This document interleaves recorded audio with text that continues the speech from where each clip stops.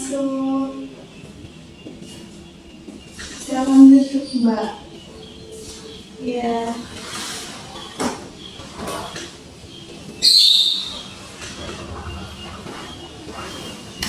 Baik, bagaimana kabarnya hari ini? Alhamdulillah baik. Baik. Jadi kesininya naik apa? Naik angkot. Naik angkot ya. Ada kendala gak di jalannya? Ada macet. Oh, macet ya. Lalu bagaimana? Dulu aku naik ojek ke sini. Oh, seperti itu. Ya sudah, yang penting selamat sampai tujuan ya, Mbak. Sebelumnya untuk melanjutkan sesi konseling pada hari ini, enaknya dipanggil Mbak, Kakak, atau apa? Mbak ada. Mbak aja. Baik. Sebelumnya ini benar Mbak Intan kan? Iya. Mbak Intan udah pernah melakukan sesi konseling secara offline maupun online belum? Belum ya. Izinkan saya untuk menjelaskan sedikit tentang konseling individual. Jadi, konseling individual itu adalah suatu proses bantuan yang dilakukan oleh seorang profesional, yaitu konselor saya sendiri kepada klien atau konseling. Tujuannya untuk mengentaskan masalah klien atau konseling. Lalu di sini kami memegang 5 asas ya, Mbak. Yang pertama ada asas kerahasiaan, di mana Mbak nggak perlu takut ceritanya akan tersebar kemana-mana. Mbak percaya kan pada saya? Saya. Oke, Mbak sudah percaya. Selanjutnya ada asas kesukarelawan. Setelah Mbak percaya, tadi Mbak kesininya dengan sukarela atau atas paksaan orang lain? Secara sukarela. Secara sukarela, bagus ya. Lalu selanjutnya ada asas kekinian, di mana Mbak menceritakan apa yang sedang Mbak rasakan sekarang, sedang Mbak alami sekarang. Paham begitu ya, Mbak? Iya. Ya, selanjutnya ada asas keterbukaan. Jadi Mbak menceritakan semuanya secara terbuka, dan saya juga akan membantu secara terbuka. Seperti itu. Iya. Selanjutnya ada asas yang terakhir, keputusan di tangan klien. Jadi kita mencari solusinya sama-sama, tetapi keputusan tetap ada di tangan Mbaknya sendiri. Seperti itu ya. Iya. Baik, sebelumnya saya berterima kasih karena Mbak sudah menyempatkan waktunya untuk melakukan konseling individual pada hari ini. Dan terima kasih telah memilih saya sebagai konselor Mbak pada hari ini. Iya. Baik, jadi apa yang ingin kamu bicarakan pada hari ini? Sebenarnya saya merasa sangat kewalahan akhir-akhir ini. Ada banyak tugas kuliah yang menumpuk. Saya juga merasa hubungan dengan teman kok agak renggang. Terus kurang didukung oleh keluarga. Banyak hal yang Mbak hadapi ya. Dari semua itu, kira-kira mana yang masalah paling berat yang bisa kita bicarakan pada sekarang ini? Kalau itu sih tugas kuliah sih, rasanya kayak nggak ada habisnya. Saya males, barang nyakap sering nunda-nunda.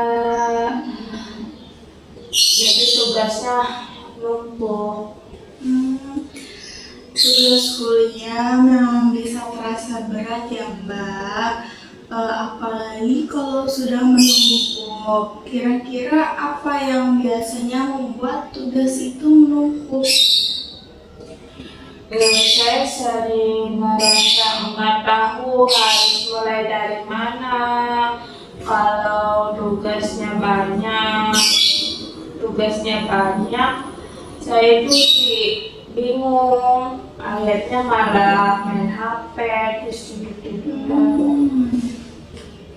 Jadi kebingungan itu sering membuat Mbak memilih untuk menghindar ya, menjauhi tugas itu gitu ya. Lalu bagaimana perasaan Mbak saat tahu tugas-tugas Mbak tuh belum selesai? Saya jadi cemas. Rasanya kayak waktu makin habis, tapi saya nggak ngelakuin apa-apa. Cemas itu pasti ya Mbak. Sepertinya itu beban yang berat. Apa yang Mbak pernah mencoba melakukan sesuatu untuk mengurangi rasa cemas itu?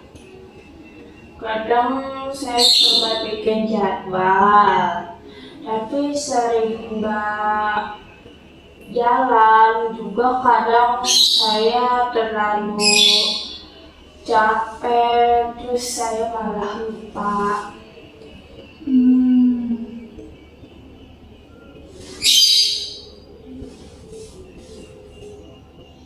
Mungkin jadwal yang Mbak buat itu bisa lebih efektif kalau disusun dengan cara yang lebih sederhana dan fleksibel. Kira-kira apa yang menurut Mbak ada hal lain yang bisa membantu mengurangi beban tugas itu? Mungkin kalau saya bisa fokus lebih lama dan nggak gampang terdistraksi, tapi itu susah sih. Fokus memang sangat penting dan terdistract ya, kayak terganggu gitu adalah hal yang wajar. Apa Mbak pernah berpikir untuk memulai dengan langkah kecil, misalnya menyelesaikan satu tugas saja dulu?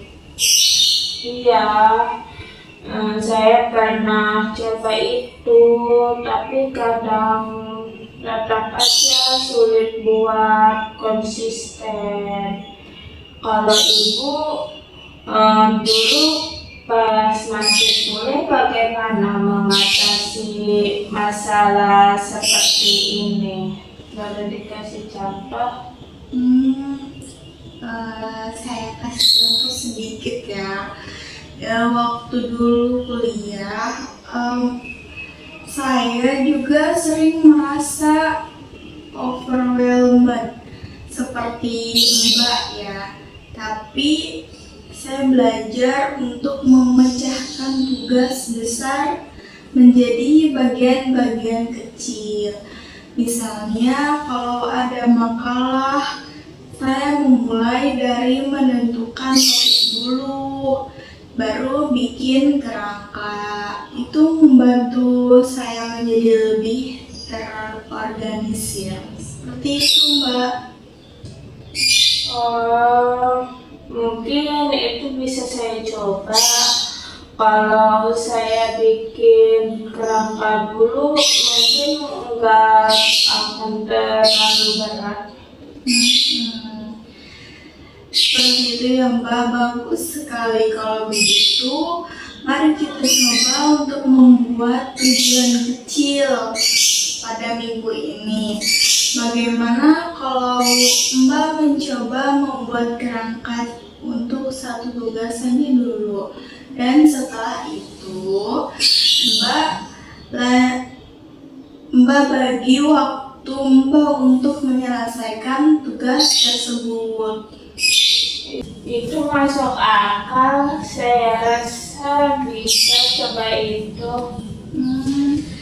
Luar biasa sekali ya Mbak. Jadi tujuan kita adalah membuat kerangka tugas pertama, lalu membagi waktu untuk mengerjakan. Kita bisa evaluasi progres ini di sesi berikutnya. Setuju?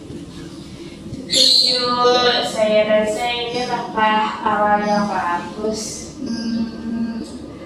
Saya juga setuju. Sebelum kita akhiri, saya ingin menegaskan bahwa mengambil langkah kecil adalah bentuk keberanian besar.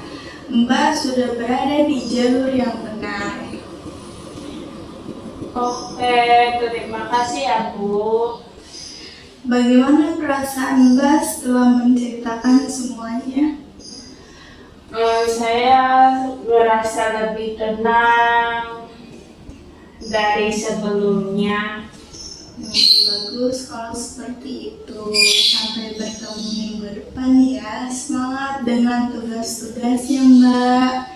Iya, baik, terima kasih. Ya, mari santai.